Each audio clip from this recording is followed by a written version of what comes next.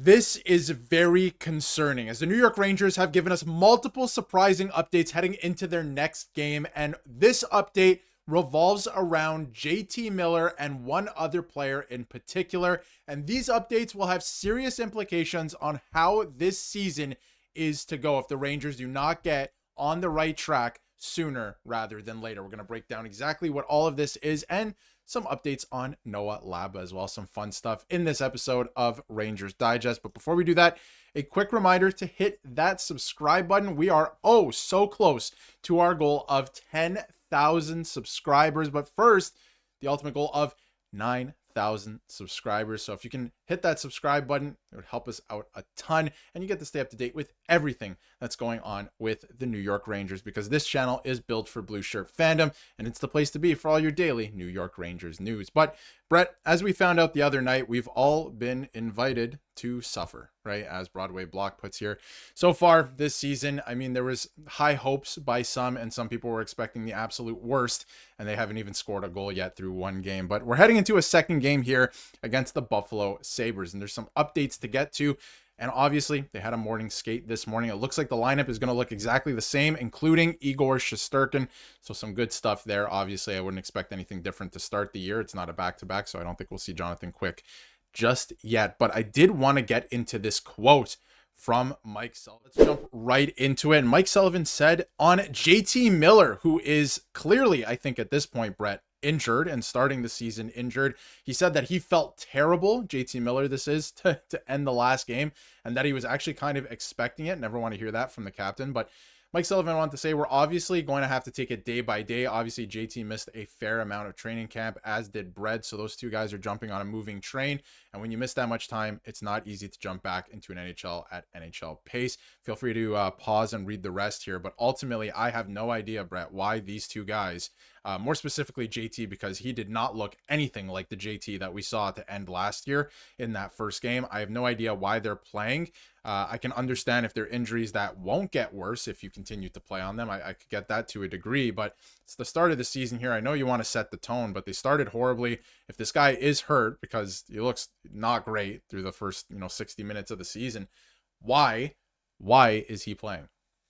Well, I'm going to tell you why, Darius. I truly believe you just said it right there. Set the tone. I believe Mike Sullivan wants to come into this organization and, like you said, set the tone, get off to a hot start. That's why he's leaned into his veterans. That's why I've said it time and time again on the channel that I truly believed Connor Sheary was going to start on this third line over a guy like Bret Berard, over a guy like Brennan Othman. And I believe that Taylor Radish was going to start over Gabe Perreault, despite what Gabe Perreault did in the preseason. Noah Laba had a chance to start because he was going up against Juuso Parssinen. So even though it was Parssinen's job to lose and the Rangers gave him that contract, Parssinen's not exactly a veteran either. He's also a younger player with a lot to prove, with durability issues. So, it's not like there was a veteran like Mika or somebody else holding down that center spot on the third line. So that was really, in my mind, the only position up for grabs for one of these young kids. And we said it on the live stream that, eventually Mike Sullivan's going to roll with this lineup. He's rolling with the same exact lineup as he did game one. But eventually, you're going to have to add a spark. You're going to have to add some juice. If this bottom six continues to look stale, continues to look flat, he's going to have no choice but to call up one of these young kids. Not only that, but the bottom four, on the blue line, we spoke about how Gavrikov and Fox didn't exactly do their job either, but we expect them to bounce back and look good this season. But the bottom four is a concern. So who knows? Eventually, I'm sure Scott Morrow, is a kid as well. I'm sure he'll eventually get the call to provide a spark, to provide a guy that can handle the puck on the power play, specifically quarterback that second power play unit. But make no mistake about it, Darius, the Rangers have to bounce back tonight. They have to boost morale in order to implement this system, in order to implement this structure. There's going to have to be some wins early on here for the Rangers just to keep that morale high, just to, keep the belief in that locker room high. And looking back to our matchups last season against Buffalo, we're going to talk about here in this video, how the Rangers can win this game tonight. But just thinking about last season, Darius, I mean, Buffalo flat out kicked our butt They really did. They beat us 2 out of 3 times. This is a team that was, 26th in the NHL in terms of points. So not a very good hockey team. Not that we were either, but we're expected to beat the Buffalo Sabres with the type of top talent that we have on this roster. And they simply took it to us last year. They beat us 6-1 on our home ice. They beat us 8-2, just completely shellacked us at KeyBank Center, which we will be playing at tonight. But nevertheless, Darius, the Rangers have to win this game. It is a must win. And not only that, I believe JT is playing through this injury because, like I said, Mike Sullivan trying to build an identity, put an identity in place. And it's hard to do that, Darius, when your captain is not out there. So even though he's battling something, I believe Mike Sullivan understands that in order to get this structure in place as soon as possible, the captain has to be on the ice. And I can appreciate that, right? But if he's not ready to go and he's going to impact this team's start to the season in terms of on ice play, I get him being in the room and on the bench and all that stuff to your point. Have somebody else maybe from Hartford that can actually skate, can actually move around. I saw a lot of Canucks fans, clowning on JT Miller and saying that's just an average defensive shift. No, he looks different from last year. I watched the games last year leading into the playoff exit, of course. And one of them was against the Buffalo Sabres.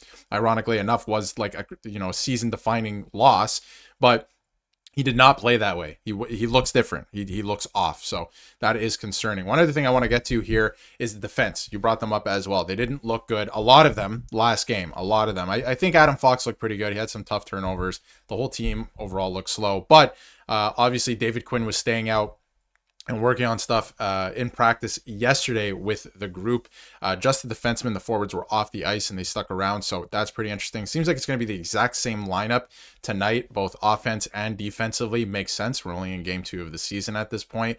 That second pairing is giving me a lot of anxiety. I have to be honest. It is a tough pairing. We will see what happens with that. But one other player I want to get to, we'll touch on the defense, and obviously another player I want to get to here before we wrap up is Mika Zibanejad. And I thought that he had an okay game. I think that he has to be just so much better than he was, though, to make the contract worth it in the position that he's playing. That is the problem. That's the overall problem. Not to say that he's he had a horrendous game or anything like that. He probably had their best scoring chances, their best 3 scoring chances of the game. But this is from Vince Mercogliano. Mike Sullivan said that Mika Zibanejad was one of the best players, and he thought that he had a really good game. He said, I thought Mika played well. I thought he was on pucks, his skating. I thought he was evident, and he had a couple of grade A looks, and he did. He had a couple of good scoring chances, right? And he was making it happen for himself. He's trying to hang on to pucks more in the offensive zone. That's an aspect of his game that we're trying to encourage him to do a little bit more, and he's going to be able to do more as a winger versus a center, which I'm very excited for. So what did you make of some of these comments, too? It's encouraging. I think you have to continue to encourage Mika Zibanejad. Not to babysit him or anything like that. He's got to get going. That's the fact of the matter. But I like this from the coach to say, hey, you had some good scoring chances in a tough game. Let's continue to, get after it, get going here, and let's see what we can do against the Buffalo Sabres. Yeah, and I just spoke about morale a second ago, Darius. And, Mika is a guy that you have to keep his morale high because, obviously he's one of the guys that was not happy clearly about the Chris Kreider trade. We know that. We understand how close he was with Kreider. We understand how long he's been teammates with Kreider. We heard him talk about it, before the season started. How it's weird not seeing Kreider, walk through the locker room doors. It's just odd. It's different. So, keeping morale high for Mika, one of our top players, one of our highest paid players.